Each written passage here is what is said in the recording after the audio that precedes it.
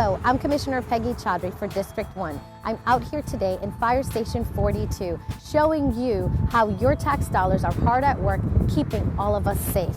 Today, I'm going to ask the Chief all about this brand new rescue that's here for us in Station 42. So Chief, tell us the difference between this rescue and the previous rescue and how it's going to help our citizens here in Osceola County. Yes, ma'am. This is a brand new 2017 Braun ambulance, and the significant changes on this truck versus our previous trucks, if you'll notice, we now have a 4-door cab. And in the cab over here, we now have a situation where the passenger of the truck can quickly get out of the truck.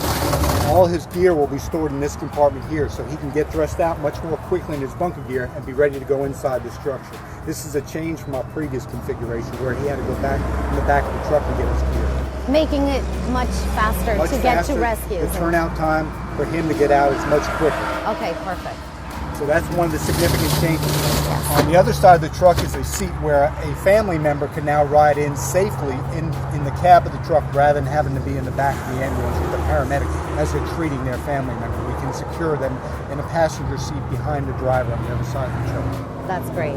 And over here, if you'll notice, one of the significant changes is Braun developed a sliding door.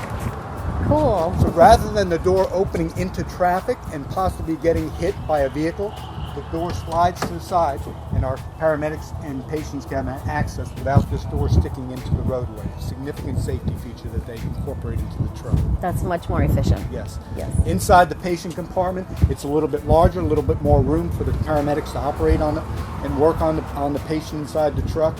And everything is securely mounted inside, so if there's movement in the truck down the road naturally, everything is secure and there won't be any damage or injury occurring to a patient by flying objects inside the back of the truck. So everything inside the back is secure. Very important. We added a flooring that is easily decontaminated, so if there's any blood or body fluids or any issues like that, we can easily clean out the truck and get it ready for the next call. As you can see, the material goes up the side of the wall, so it makes it very easy to clean out the back of the truck. Very good. Significant improvement from our previous apparatus.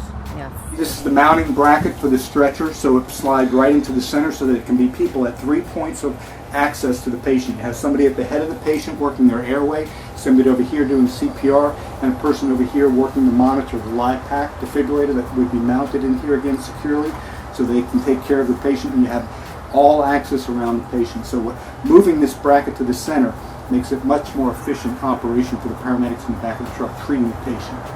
And as you can see, there's seat belt restraints for everyone in here, so as we're driving to the hospital, especially in an emergency situation, everybody's secured inside the back of the truck.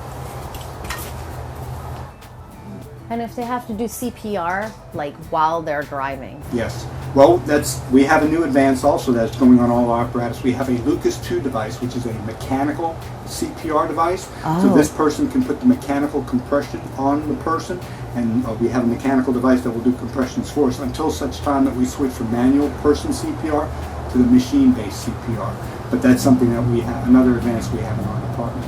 Each one of our rescue trucks now has the Lucas 2 CPR device on each rescue truck. That's pretty cool. What goes up in these compartments? All these compartments naturally, mostly trauma dressings, trauma supplies, Band-Aids, IV fluids, needles, stuff like that. All those assorted items are stored throughout the truck, and naturally the paramedic knows where everything's at, and it's easily accessible. All the bags that are normally kept in there, the drug box and the airway bag, all those are easily accessible from both the outside via the compartment and from the inside if they need to access more equipment when they're working on here. I don't see that they can collaborate or speak with the driver.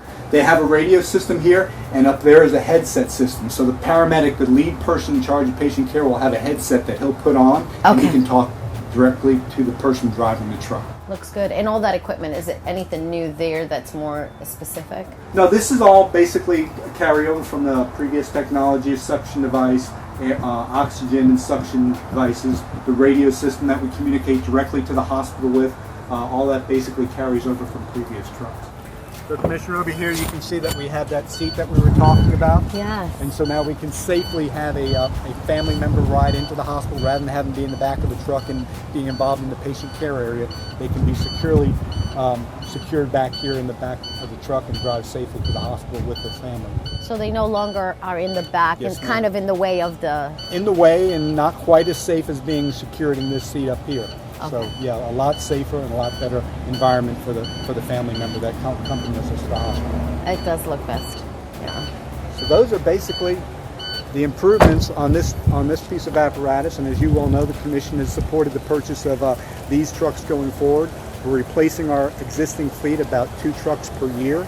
So this is the second truck for this current fiscal year that we are placing in service now. And what's the cost of the taxpayers that actually invested in this? What's the cost of the truck? So this truck will cost approximately $330,000, Commissioner, with no equipment on. It's replacing a truck that has over 300,000 miles on it and Wow. is nearly 10 years old. That's wonderful to hear. Thank you so much for joining us this time in the Commissioner's Corner, and I'll see you again shortly.